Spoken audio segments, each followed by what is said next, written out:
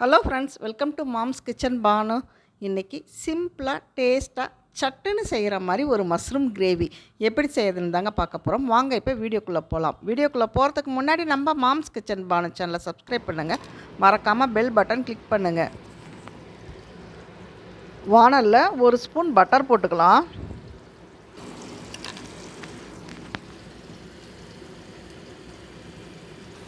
இப்போ mushroom cut பண்ணி வச்சதை போட்டுக்கலாம். கலக்கி விடணும். மஷ்ரூம் போட்டு நல்லா வதக்கிக்கலாம். இப்போ மஷ்ரூம் வதக்கும் போதே நல்லா மஷ்ரூம்லேருந்து நல்லா தண்ணி விடும். அதுலேயே அப்படியே வெந்துடும். பாருங்கள், நல்லா தண்ணி விடுது பாருங்கள், அதுலேயே வெந்துடும்.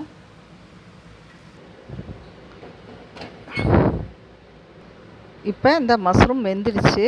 இதை நம்ம மாற்றிடலாம். இப்போ வேறு வானல் வச்சுட்டோம். இப்போ ஆயில் 2 ஸ்பூன் அளவுக்கு ஊற்றிக்கலாம்.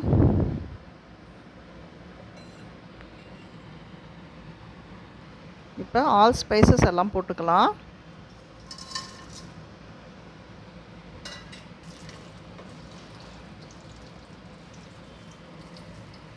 மீடியம் சைஸ் வெங்காயம் ஒரு 3 போட்டுக்கலாம். பொடியாக கட் பண்ணி வச்சுருக்கேன், போட்டுக்கலாம்.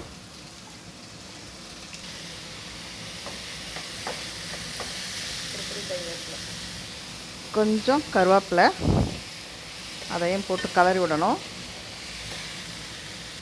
4 பச்சை மிளகாய் நீல வாக்கில் அப்படியே கீறி போட்டிருக்கேன், அதையும் போட்டு நல்லா கலக்கிக்கணும்.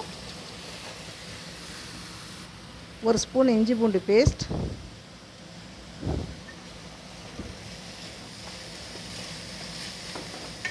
பச்சை வாசம் போகிற வரைக்கும் நல்லா கலக்கி விடணும். இதோட 1/2 ஸ்பூன் மஞ்சத்தூள், காஷ்மீரி மிளகாத்தூள் 1 ஸ்பூன், தனியாத்தூள் ஒரு 1/2 ஸ்பூன்,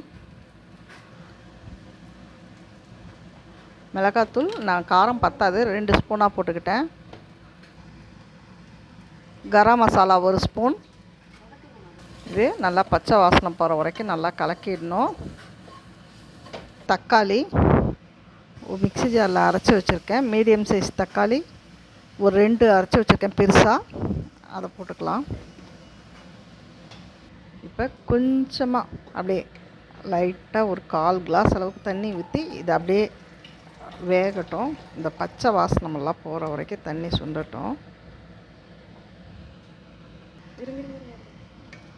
இப்போ இந்த கிரேவிக்கு தேவையான அளவு சால்ட்டு போட்டுக்கலாம். சால்ட்டில் கல்லுப்பு தான்.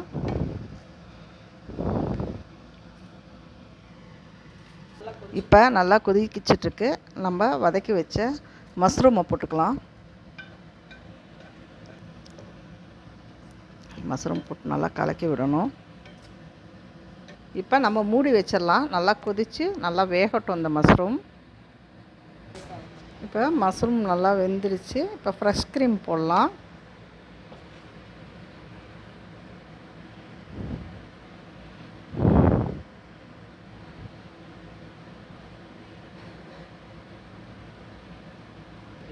இப்போ ஃப்ரெஷ் க்ரீம் இருக்கிறவங்க இந்த மாதிரி போட்டுக்கலாம். இல்லைன்னா தக்காளியோடையே கொஞ்சம் முந்திரி பருப்பும் அரைச்சி ஊற்றிக்கலாம். ஃப்ரெஷ் க்ரீம் இல்லாதவங்க முந்திரி பருப்பு ஆல்டர்னேட் பண்ணிக்கலாம், போட்டுக்கலாம். இப்போ இது ஒரு 2 நிமிஷம் கொதிக்கட்டும். இப்போ 1 ஸ்பூன் அளவுக்கு கஸ்தூரி மேத்தி இப்போ கையால் அப்படியே கொஞ்சம் தேய்ச்சி விட்டு போட்டுக்கலாம். இப்போ நல்லா கலக்கி விடணும். பாருங்கள், டேஸ்டான சிம்பிளான மஷ்ரூம் கிரேவி சட்டுன்னு ஒரு 10 நிமிஷத்தில் செஞ்சிடலாங்க. ரெடி ஆகிடுச்சு.